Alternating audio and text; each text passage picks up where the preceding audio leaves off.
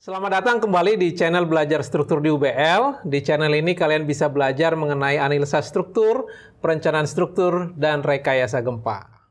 Di video Likeboard kali ini, saya akan membicarakan mengenai satu contoh soal dalam kita mendesain balok lentur. Nanti saya akan mencari kekuatan balok lentur tersebut dan menghitung beban yang harus dipikul oleh balok tersebut, dan kita akan bisa memutuskan apakah balok tersebut kuat memikul beban yang diberikan.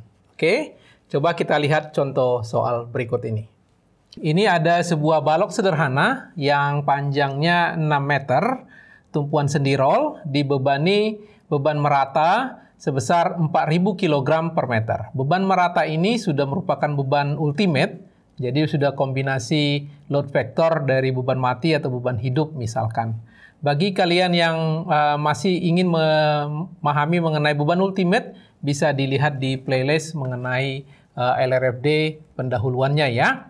Nah, di sini kita menggunakan balok WF 350/175/711 dari baja BJ37 dan diasumsikan penyokong lateral cukup di sepanjang bentangan balok dan tekuk lokal tidak terjadi. Jadi dengan artian contoh soal ini akan membahas kondisi kalau dia terjadi plastik sempurna ya. Kita ketahui di video pembelajaran sebelumnya, untuk kita mengetahui balok itu mencapai plastik sempurna, tekuk lokal dan lateral torsional buckling itu tidak boleh terjadi ya. Dan kalau itu bisa kita pastikan, maka kekuatannya bisa dihitung dengan persamaan yang cukup sederhana ini, 0,9 ZX kali FY, di mana ZX adalah plastic section modulus. Saya juga sudah menjelaskan bagaimana cara mendapatkan plastic section modulus di video pembelajaran sebelumnya ya.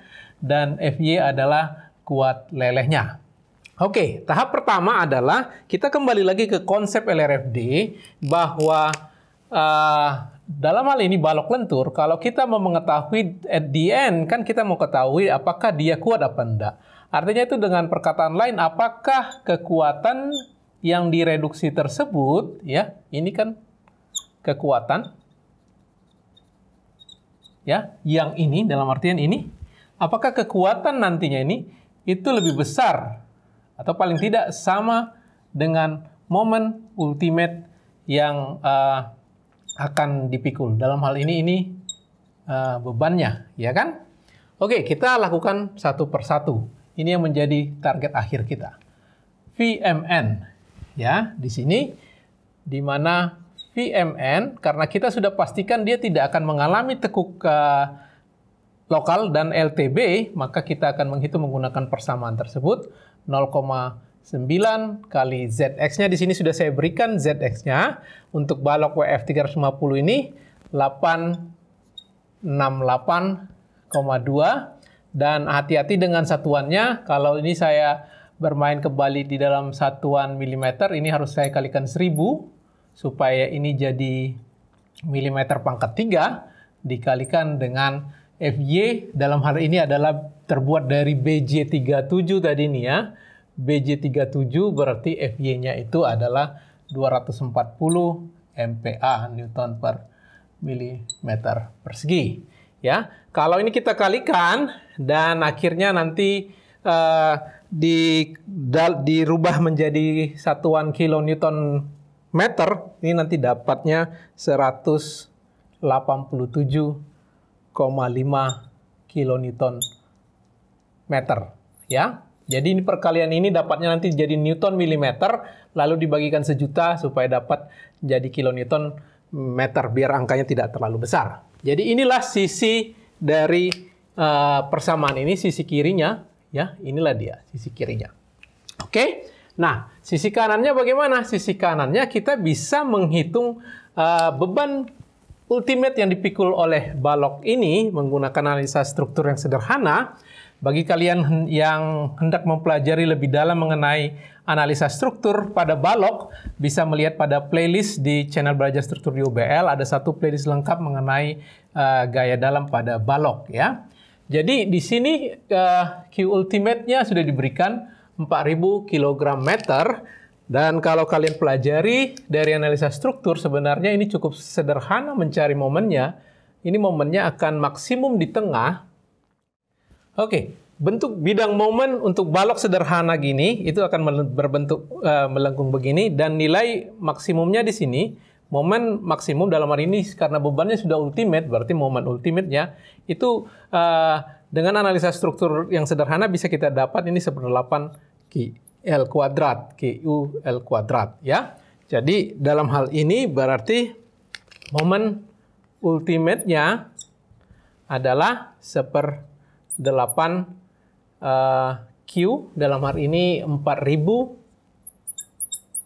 kilogram meter dikalikan dengan panjangnya 6 meter kuadrat ya. Jadi ini nanti 6 meter kuadrat. Hati-hati dengan satuannya. Kalau ini kita hitungkan, ini nanti dapatnya 180 kilo Newton meter ya. Ini setelah dikonversi menjadi kilonewton meter, dapatnya 180 kilonewton meter.